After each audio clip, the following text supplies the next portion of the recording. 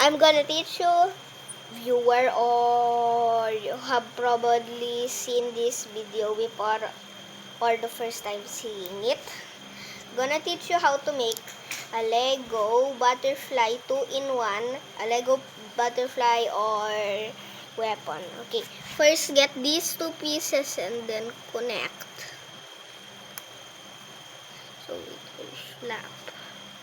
Then get this piece, put it on below.